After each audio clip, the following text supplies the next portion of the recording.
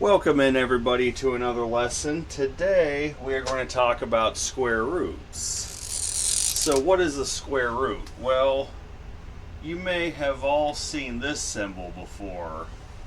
That means square root. It's called a radical. So we're going to start out by taking the square root of what's called perfect squares.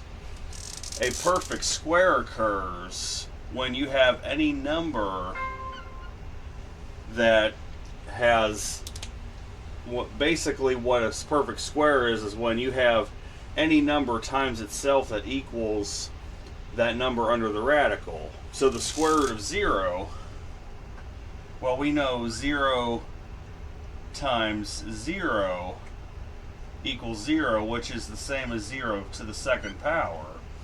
0 squared, 0 times 0 is 0 squared. Well, that just gives you 0. So the square root of 0 is going to be 0. 0 is a perfect square.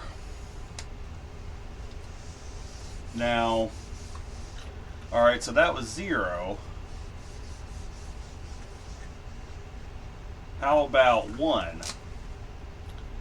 Square root of 1. What number times itself equals 1? Well, that'd be 1. 1 times 1 is 1. Yeah, square root of 1 is 1. 1 times 1 equals 1. Alright, easy enough so far. Next perfect square is the number 4. What number times itself equals 4? Well, we know 2 times 2 equals 4, so the square root of 4 is going to equal 2. 2 times 2 is equal to 4. I'm going to go over some of these perfect squares because these are some you should be able to commit to memory and know by heart. It's going to make your life a lot easier. We have the square root of 9. What number times itself equals 9? We know 3 times 3 is 9, so the square root of 9 is 3, because 3 times 3 equals 9. Again, these are perfect squares because you have a whole number as an answer. A whole number times a whole number equaling 9. Well, that's 3.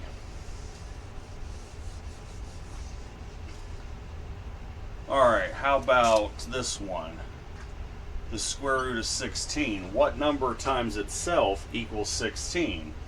We know 4 times 4 is 16, so the square root of 16 is 4. This is where knowing the factors of your numbers really helps you.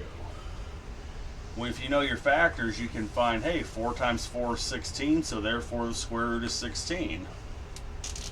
Alright, how about 25? Square root of 25. What number times itself equals 25? Well, we know 5 times 5 equals 25, so the square root of 25 is 5. We can keep going here. Let's go a little further. I want to go up to a certain place and then stop there, and then we'll do some other square roots. Say we have the square root of 36. What number times itself equals 36? We know 6 times 6 equals 36, so therefore the square root of 36 is 6. Right? I'm teaching you how to do some of these without a calculator. If you know the factors of some of these numbers, you don't even need a calculator. But we're about to do some square roots in a minute that will require the use of a calculator. We have the square root of 49. So what number times itself equals 49? Well, we know 7 times 7, that equals 49. So the square root of 49 is 7. Easy enough there.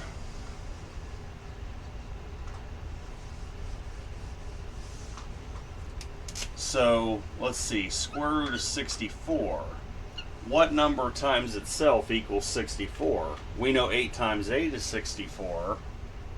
So the square root of 64 is 8. Alright.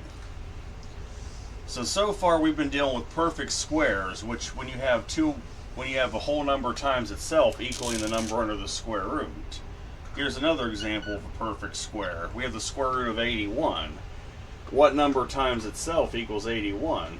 We know 9 times 9 equals 81, so the square root of 81 would be 9. Right?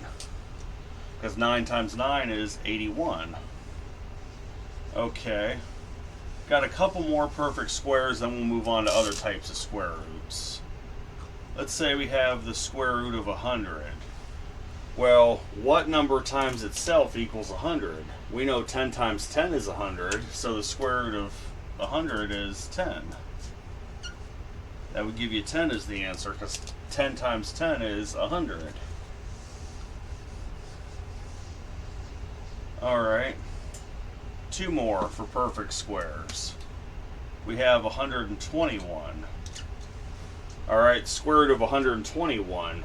What number times itself equals 121? We know 11 times 11 is 121, so the square root of 121 is therefore 11. One more example of a perfect square. I feel like you should know the first 12 at the very least. The first 12 perfect squares. You have the square root of 144. What number times itself equals 144? We know 12 times 12 equals 144. So the square root of 144 is therefore 12.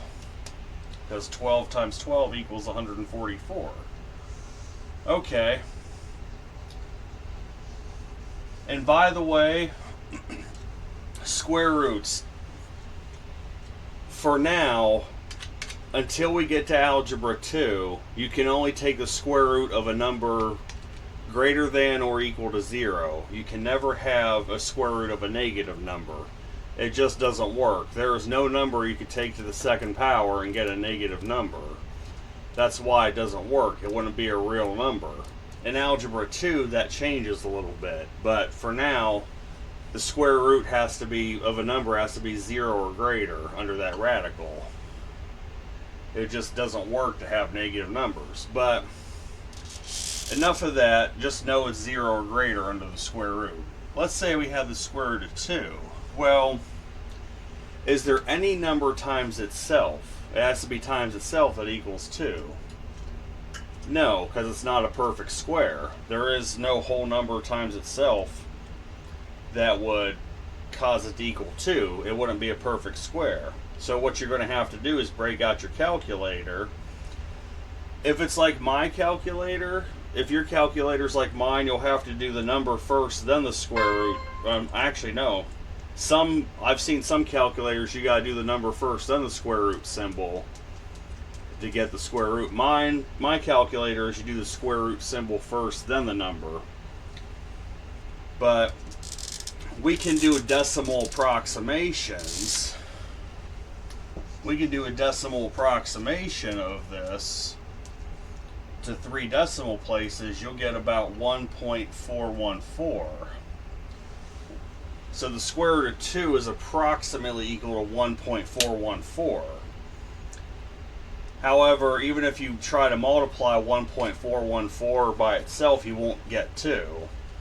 It's a non-terminating, which means the number never ends, and it's non-repeating. You have different numbers in each of the places, so you can get approximately close to the square root of 2, but you'll never actually hit it. If that makes sense, you'll never actually hit 2. You'll just come real close. So 1.414 is the approximation of the square root of 2. Let's say, alright, let's give you the square root of 3. Is there any number times itself that would give you 3? Not for a whole number, which means it's not a perfect square then. Let's take the square root of 3.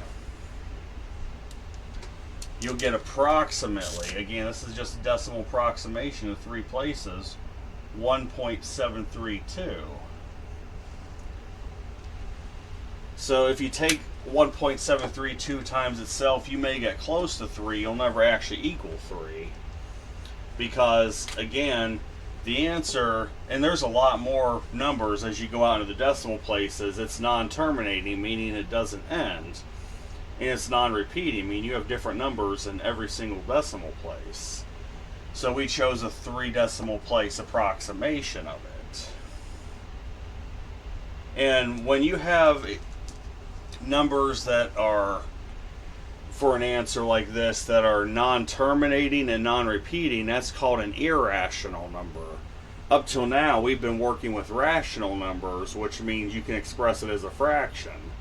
That's what a rational number is. An irrational number, there's no way you can express that as a fraction and get an answer like that. So, it doesn't work. Let's do one more here. Let's take the square root of 89. Well, is 89 a perfect square? In other words, are there two whole numbers? Like, is there a whole number times itself that'll equal 89? No. I know there isn't. So let's take the square root of 89. What you get is another decimal approximation, which would be another irrational number of 9.434. Square root of 89 is approximately equal to 9.434. Square roots are best when it's a perfect square, such as 100, such as 4, 16, 25, when you have whole numbers that, when you have a whole number times itself that equals the number under the radical. But in this case, there isn't a perfect square for it. You get a decimal approximation of a square root that would equal the number under the radical, the 89, but you never actually hit it. So really, that's all there are to square roots. There's really not much to it. However, the next lesson will be our final lesson in the geometry unit, which you may or may not have heard of, Pythagorean theorem, which deals with finding missing lengths of sides of right triangles. We will deal with that next lesson. Hope everyone has a good day. Take care.